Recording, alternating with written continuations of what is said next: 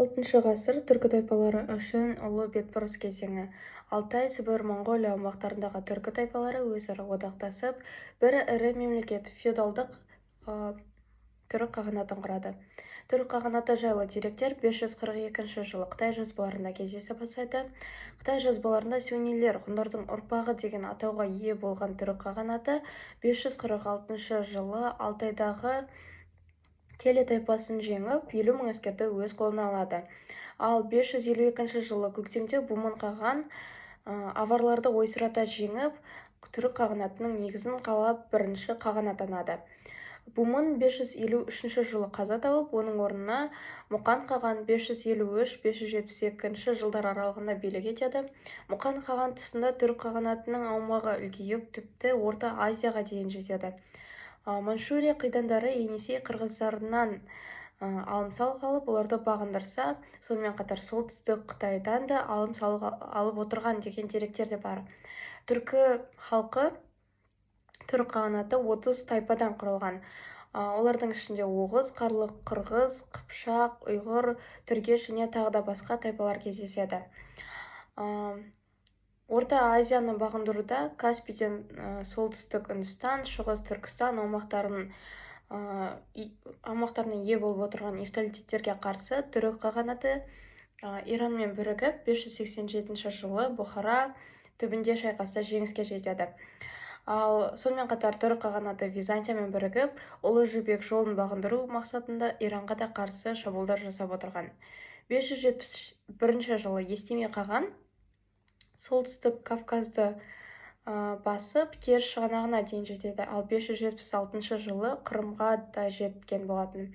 Бірақ Естемей қағанның тұсында үлкейген түрік қағанаты кейіннен ішкі тартыстардың нәтижесінде билікке талас басталады. 588 жылы Герат түбінде Ираннан жеңіліс табады, ал 590 жылдары Қытай шабуылдары күшейіп, түрік қағанатының ішіндегі ішкі тартыс негізінен ол 603 жылы құлдырап, түрік қағанаты шығыс түрік қағанаты және батыс түрік қағанаты деп екіге бөлініп кетеді. Түрік қағанатынан бөлініп шыққан батыс түрік қағанатының астанасы Жетісудағы Суяб қаласы, жазғы тұрағы Мыңбұлақ болған. Негізгі аумағы Үйсін аумағы, Қаратаудың шығыс баурайы, жоңғар жерін мекендеген болатын. Батыс түрік қағанатында жоғарғы лауазым жабғы Шад Елтебер қаған әулетінен тағайындалып отырса, ал бұйрық тархандар олар сот қызметтерін атқарған болатын. Қарапайым халық Қара Бұдын еңбекші халық деп аталған болатын. 610-618 жылдары басқарған Жегуй, 618-630 жылы басқарған Түн Жабғы тұсында батыс түрік қағанаты өзінің шарықтау шегі ең жоғарғы даму кезеңіне жетеді. Тоқарстан мен Ауғанстанға жорықтар негізінде жерді Үндістанның солтүстік батысына дейін кеңейтеді. Батыс түрік қағанатының халқы мал, егіншілік, сонымен қатар тіпті саудамен де айналысқан. 7 ғасырда атап айтқанда 640-657 жылдар аралығында 16 жылға созылған ішкі тартыс, билікке талас басталады. Осылайша бұл әлсіздікті пайдаланған Таң империясы өз билеушілерін батыс түрік қағанаты билеушісі етіп қояды. Ұзақ уақытқа созылған Таң империясымен соғысты пайдаланған Түргеш қағанаты осы тұста күшейіп, 704 жылы батыс түрік қағанатын өз құрамына алады. 603 жылы екіге бөлінген түрік қағанатының бір бөлігі шығыс түрік қағанаты, 630 жылы Қытай шабуылдары нәтижесінде Таң империясының вассалына айналып, 682 жылға дейін Қытай құрамында өмір сүреді. 682 жылы түркілердің Қытайға шабуылы нәтижесінде шығыс түрік қағанаты өз алдына мемлекет болып қайта құрылады. Бұл оқиға Құтлық қаған, Елтеріс қаған тұсында орнайды. Шығыс түрік қағанатының аумағына тоқталатын болсақ, ол солтүстікте Байкалдан, оңтүстікте Тибет пен Қытай шекарасына жетсе, шығыста Корей түбегі, батыста Алтай, Жетісу, Сырдария аумағына дейін жеткен болатын. Шығыс түрік қағанатының орталығы ол Етуген, Моңғолия аумағында орналасқан болатын. Саяси тарихына тоқталатын болсақ, Құтлық қаған 682-691 жылдар аралығында билік етеді, мемлекеттің негізін қалайды. Оның інісі Қапаған қаған 691-716 жылдар аралығында билік етеді. Қапаған қаған тұсында мемлекет күшейіп, оның аумағы Жетісуға дейін кеңейген болатын. Қапағаннан кейін Білге қаған, ол 716-734 жылдар аралығында билік құрады. Білгенің атымен қатар Күлтегін аты қатар жүреді. Бұл қаған тұсында мемлекет өзінің ең жоғарғы дәрежесіне жеткен болатын. Алайда 8 ғасырда ішкі билікке тартыстар нәтижесінде 744 жылы ұйғыр қарлық басмал тайпаларының шабуылдары күшейіп, 744 жылы түрік қағанатын ұйғыр қағанаты өзіне қосып алады. Түргеш қағанаты 6 ғасырда Тянь-Шаньның таулы аумағында, 7 ғасырда Жетісуда батыс түрік қағанатының құрамында өмір сүрген түргеш тайпасы Шөлі қаған тұсында 704 жылы жеке мемлекет түргеш қағанаты болып құрылады. Оның аумағы Орта Азияда оңтүстік шығыс Түркістан аумағынан Бесбалық, Турфанға дейінгі аралықты қамтыған болатын. Түргештер өзінара екіге бөлінген, сарылар және қаралар болып. Сәйкесінше түргеш қағанатының екі орталығы болады. Біріншісі Суяб, екіншісі Іле аңғарындағы Күнгіт қаласы. Саяси билік бір қағанға негізделген болатын. Шөлі қаған сарылардың да қаралардың да қағаны болып, 706 жылға дейін билік етеді. 706 жылы ол қаза тапқаннан кейін оның баласы Сақал қаған 706-711 жылы таққа отырады. Сақал қаған тұсында сарылар мен қаралар арасында мемлекеттік бірлік жоғалып, ішкі тартыстар басталады. Ішкі тартыс нәтижесінде қаралар жеңіске жетіп, олардың қағаны Сұлу қаған 715-738 жылдары таққа отырады. Сұлу қаған тұсында мемлекет қайта күшейіп, өзінің күшін қайта жаңғыртады. Сұлу қағанды тіпті арабтар Сүзеген қаған деп атаған. Сүзеген қаған тұсында түргеш қағанатының астанасы Талас, яғни Тараз қаласы болады. Алайда бұл тұста сыртқы саяси жағдайлар өте күрделі болады. Оңтүстіктен Таң империясы, батыстан арабтар, шығыстан Орта Азия түріктерінен шабуыл жиілеп, шабуылдар тоқтамаған болатын. 723 жылы Ферғана қарлықтармен, Шаш тұрғындармен біріккен түргештер арабтарға қарсы жойқын соққы береді. Ал 732 жылы арабтар түргештерді ығыстырып, олар Бұхараға көшуге мәжбүр болады. 737 жылы Сұлу қаған арабтарға қарсы қайта жорық жасап, ол Тоғарстанға дейінгі аумақты қайта өз қолына алған болатын. Алайда көп ұзамай өзінің бір қолбасшысының қолынан қаза табады. Оның баласы Тұқарсан Құтжар билікке келгенде сарылар мен қаралар арасындағы күрес одан сайын ушығып, 20 жылға созылған ішкі тартыс басталады. Осы әлсіздікті пайдаланған қытайлар 748 жылы Суяб қаласын жаулап алады. Осы жердегі Шаш билеушісін жазалайды. Тұқарсан Құтжар баласы осы тұста арабтарға барып көмек сұраған болатын. Арабтар қытайларға қарсы соғыс ашады. Осы тұста күшейген қарлықтар арабтар жағына өтіп, қытайларға жойқын соққы береді. Қытайлар өз аумағынан шегінуге мәжбүр болады. Ал арабтар болса, Шаш аумағына қарай жылжыған болатын. Бұл оқиға Атлас шайқасы 751 жылы 5 күнге созылған ірі тарихи оқиға болып тарихта қалды. Бұл оқиға нәтижесінде түркі халқы ислам дінін қабылдаған болатын.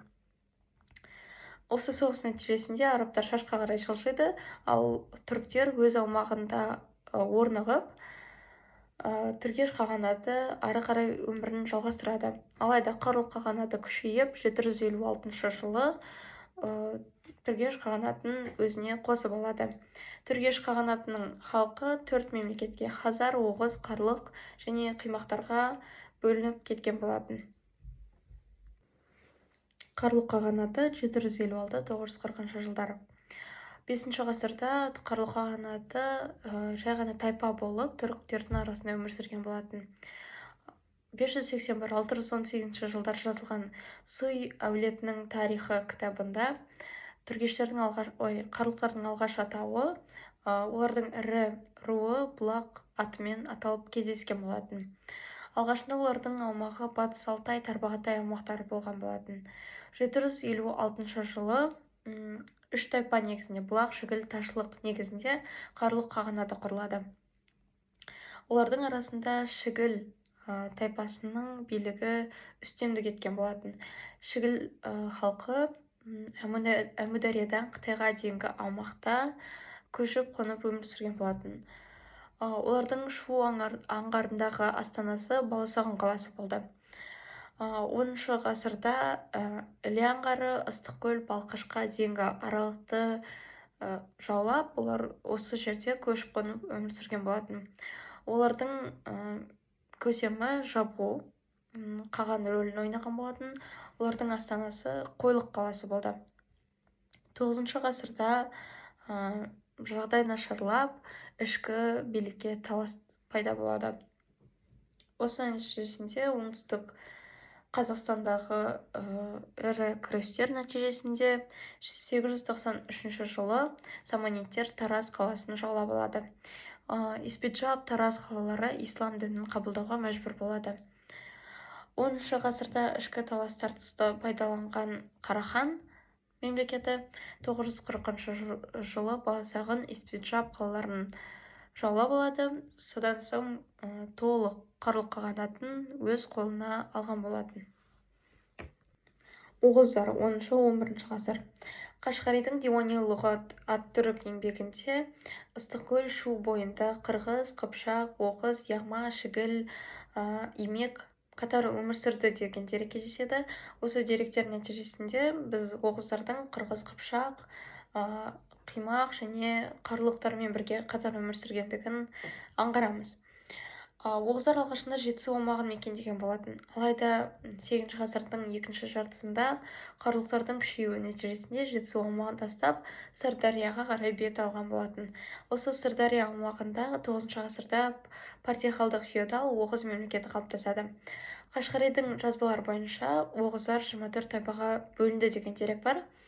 10 ғасырда Оғыз мемлекетінің астанасы Жаңа Гузия Янкиген қаласы болған. Олардың билеушісі Жабғу Сюбашы одан кейінгі әкімшілік билікті күл еркіндер жүргізген болатын. 10-11 ғасырларда Оғыз халқынан алым-салық бір қалыпта жиналып отырған болатын. Орыс деректері бойынша 965 жылы Киев князі Святославпен 981 жылы князь Владимирмен біріккен оғыздар Еділ Калма бойындағы бұлғарларға қарсы жойқын соққы береді. Алайда бітпейтін соғыстар және де алым-салыққа қарсы болған халық наразылығы күшейе түседі. Осы наразылықтар нәтижесінде мемлекет әлсірей бастайды. Бұл әлсіздікті пайдаланған селжұқтар жентті басып алады. Алайда олар жентте ұзақ отырмайды, жентті қайта босатады. Әлихан мұрагері Шахмәлік хан тұсында 1041 жылы Оғыз мемлекеті қайта күшін қолына алып, Хорезмді жаулаған болатын. Алайда осы Хорезмде селжұқтардың қолынан Шахмәлік хан қаза табады. Шахмәліктен кейін мемлекет одан арман әлсірейді. 11 ғасырдың екінші жартысында сәйкесінше қыпшақтар күшейген тұста Оғыз мемлекеті өзінің шарттау шегіне жеткен болатын. Оғыз мемлекеті 11 ғасырдың екінші жартысында ыдырап, 4 тайпаның құрамына еніп кетеді. Бір бөлігі Европаның шығыс бөлігі кіші Азияға қарай бет алған болса, қалғандары Қыпшақ, Қарахан, сонымен қатар Хорасан селжұқтары құрамына кіріп кетеді. Оғыз мемлекеті башқұрт, түркмен, өзбек, татар, қазақ, қырғыз, қарақалпақ этникалық халықтарының тарихында үлкен рөл атқарған мемлекет болып табылады. Ұйғыр қағанаты 744-840 жылдар.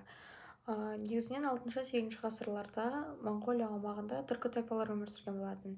Кейіннен 742 жылы ұйғыр байырқу және басмұн тайпалары батыс түрік қағанатына шабуыл жасап, құтылық бастаған қозғалыс негізінде билікке ие болады.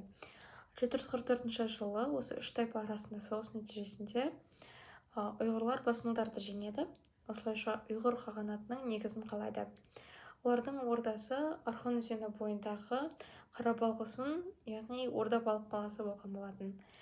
Мемлекет аумағы негізінен солтүстігінде Байкал көліне, оңтүстігінде Гоби шөлі мен Тибетке дейін, ал шығысында Хинған таулары, батысында Алтай тауларына дейінгі аумақты, яғни қазіргі Моңғолия аумағын алып жатқан болатын. Саяси жүйесіне тоқталатын болсақ, негізінен билеушісі Қаған тура сол түркі тайпалары тәрізді билікті жалғастырған болатын. Қаған кеңесшілері бекзадалар мен әскербасылар болды. Мемлекеттік басқару жүйесі сол түркі тайпаларының дәстүрін жалғастырған болатын.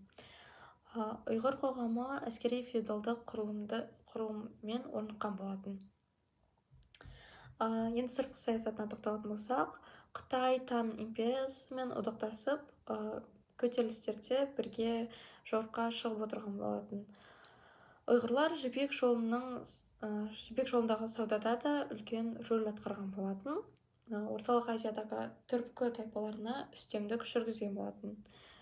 Алайда 11 ғасырдың басында ішкі қайшылықтардың нәтижесінде халыққа ауыр салық салына бастайды. Бұл үлкен наразылықтар туындатып, мемлекет әлсірей бастайды. 840 жылы Енесей қырғыздары ұйғыр қағанатын толыққанды талқандайды. Осылайша ұйғыр қағанаты кейіннен Қарахан мемлекетінің құрамына енеді. Қарахан мемлекеті 10-12 ғасырлар. Қарахан мемлекеті алғашында қырылтардың құрамында шігіл яғма тайпалары болып өмір сүрген болатын. 11 ғасырда яғмалықтар Қиян-Теріскей іле аумағында, ал шігіл Ыстықкөлдің солтүстік аумағында мекен етеді. Саттық Боғра хан 915-955 жылдары билік еткен Қарлы ханы Білге Қадырдың немересі. Ол Саманидың қолдауымен Оғұшаққа қарсы соғыста Қашқар, Тараз қалаларын жаулап алады, ал 942 жылы Баласағұн қаласын өзіне алғандықтан ол қаған атанып, Қарахан мемлекетінің негізін қалайды. Қарахан мемлекеті негізінен оңтүстік шығыс Қазақстан, шығыс Түркіменстан аумағын мекендейді. Оның орталығы Баласағұн қаласы болды. Саттық Боғра ханның баласы Мұса хан 960 жылы ислам дінін мемлекеттік дін деңгейіне көтереді. Оның тұсында Астана Қашқар қаласына ауысады. Мұса ханнан кейін билікті мұрагерлік жолмен Хасан Боғра хан алады. Алайда Хасан тұсында Әли Арслан өзін мұрагер ретінде көрсетіп, хандық билікке таласа бастайды. Осылайша Қарахан мемлекеті өмір сүрген 10 жылдың өзінде Хасан Әли арасындағы соғыс мемлекеттің екіге бөлініп кетуіне негіз жасайды. 10 ғасырдың 80 жылдары Самани әулеті әлсіреген пайдаланған Хасан 990 жылы Испет жапты, 992 жылы Бұхараны Қарахан мемлекетінің аумағына қосып алады, ал оның баласы Жүсіп Қадыр Қотан қаласын жаулап алған болатын. Әли баласы Насыр Саманилермен соғыста 1405 жылдары Қарахан аумағына Мәуереннахрды да қосып алады. Жаңа атап өткендей, Хасан мен Әли арасындағы күрес мемлекеттің екіге бөлуіне негіз жасайды. Ол шығыс және батыс. Шығыс аумағы оңтүстік шығыс Қазақстан, шығыс Түркіменстан аумағы болды. Олардың астанасы Баласағұн қаласы, Баласағұн Қашқар қаласы болды. Шығыс аумағы ол негізгі қаған отырған, ұлы қаған отырған негізгі аумақ болды. Ал батыс аумағы Мәуереннахрда астанасы Самарқан қаласы болды. 1056 жылы Қадырхан ұлы Инал інісі Сүлейменді өлтіреді, алайда өзі кейіннен у беріліп қайтыс болады. Таққа Инал баласы Ибрахим келеді. Бұл да аз уақыттан кейін Парсханға қарсы соғыста қаза табады. 1059-1074 жылдары Қадырхан балалары Юсуф, Тоғрул, Боғра хан және Харун хан билікті өз қолына алады. Олардың тұсында Ферғана қаласы алынады. Алайда екі қағанат арасындағы екі тайпаның бөлінуі Сырдария өзені арқылы шекараланады. 1089 жылы бұл әлсіздікті пайдаланған Селжұқ сұлтаны Мәлік Шах Самарқанд қаласын билеп алады. Осылайша толық Қарахан мемлекеті Мәлік вассалына, оның иелігіне өтіп кетеді. 1102 жылы Боғрахан қайтыс болады. Оның орнына келген Қадырхан Жабырайыл мемлекетті қайта қалпына келтіріп, Талас аумағын жаулап алады, Баласағұн Мәуереннахрды қайтарып алады. Алайда ол Термезде жеңіліс тапқан болатын. 1118-1157 жылдары билік еткен Санжар Мәуереннахрда шексіз билікке ие болады. Алайда мемлекеттің арасындағы екі бөлік арасына тартыс күшейе түсіп, 12 ғасырда қаптаған Қарақтай қидандықтардың шабуыл нәтижесінде Қарахан мемлекеті жойылып кетеді. Қимақ қағанаты 9-11 ғасырлар. Батыс түрік қағанаты ыдырағаннан кейін жаңа үш мемлекет Қарлұқ, Оғыз, Қимақ мемлекеттер қалыптасады. Қимақ мемлекеті солтүстік шығыс орталық Қазақстан аумағын мекендейді. Негізінен Қытай деректерінде Янмо тайпасынан тараған деген деректер бар. Янмо тайпасы алғашында Моңғолия солтүстік батыс аумақты мекен еткен деген тұжырым бар. Янмоның басқа да атаулары Имек, Кимек. Негізінен шығыстанушылардың айтуы бойынша Қимақ тайпасының атауы жалпы Кимек тайпасының атауымен фонетикалық түбір болып табылады. 8 ғасырдың екінші жартысында, 9 ғасырдың басында Қимақтар өзінің аумағын күшейте бастайды. Батыста оңтүстік Оралға қарай, ал оңтүстікте Сырдария аумағы, оңтүстік Қазақстанға, ал шығыс аумағында Жетісудың солтүстік батысына дейін өзінің аумағын кеңейтеді. 766-840 жылдары Батыс Алтай, Тарбағатай, Алакөл аумақтарына дейін созылып, 9 Оғыз мемлекетіне дейін жеткен болатын. 840 жылы ыдыраған ұйғыр қағанаты, оның бір бөлігі атап айтқанда Эймұр, Баяндұр, татар тайпалары осы Қимақ қағанатының құрамына еніп кетеді. Деректер бойынша Қимақ қағанаты 12 тайпадан тұрған болатын. Оның билеушісі Ябғу, 10 ғасырға дейін Ябғу болды. Кейіннен одан екі саты жоғары тұратын Хақан билік басшысы ретінде танылған. Оның орталығы Имақай болды. Алғаш деректер 9 ғасырда арабтың географиялық тарихи зерттеулерінде кездескен болатын.